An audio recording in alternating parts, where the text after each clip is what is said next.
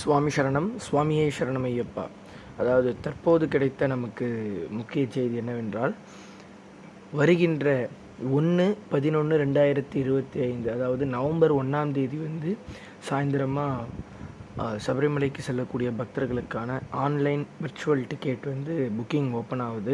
For மண்டல பூஜைக்கு மட்டும்தான், அதாவது டிசம்பர் மாதம் வரைக்கும் தான். மகரவிளக்கு பூஜைக்காக மீண்டும் அது எக்ஸ்டெண்ட் பண்ணுவாங்க.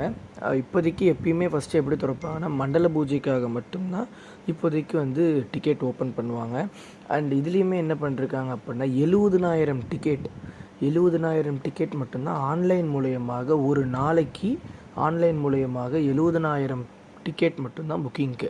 மீதி இருக்கக்கூடிய 20,000 மொத்தமே இந்த வாட்டி அலாட்மெண்ட் எப்படின்னா, ஒரு நாளைக்கு 90,000 பக்தர்களை அனுமதிக்கலாம் அப்படின்ற ஒரு ஜியோ பாஸ் பண்ணிருக்காங்க. இதில் மீதி அந்த 20,000 டிக்கெட் ஸ்பாட் புக்கிங்காக அந்த 20,000 டிக்கெட்டை கவர்மெண்ட் அவங்க வச்சுக்கிறாங்க. வெளிப்படையாக எல்லாருக்குமே தெரியக்கூடியது 70,000. அதனால் பிளாக் கலர் அந்த ரெட் கலரில் டேட் காமிச்சதுன்னா அச்சோ டிக்கெட்டில் நினைக்காதீங்க. 20,000 டிக்கெட் ஸ்பாட் புக்கிங். அது எங்கெங்கன்றதை பிறகு நமக்கு அப்டேட் கிடச்சோன்னே நிச்சயமாக நான் பதிவிடுறேன்.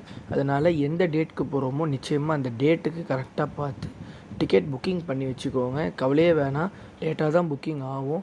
எடுத்தோடனே நம்ம எல்லாருமே யூஸ் பண்ணோன்னா சர்வர் கிளாஷ் ஆகி அப்புறம் யாருக்குமே புக்கிங் கிடைக்கிறது டிலே ஆகும். அதனால் 1க்கு 3 வாட்டி குருசாமி கிட்டே கேட்டுட்டு என்னைக்கு கிளம்புறீங்களோ அந்த டேட்டை எக்ஸாக்டாக இது பதிவு பண்ணிக்கோங்க.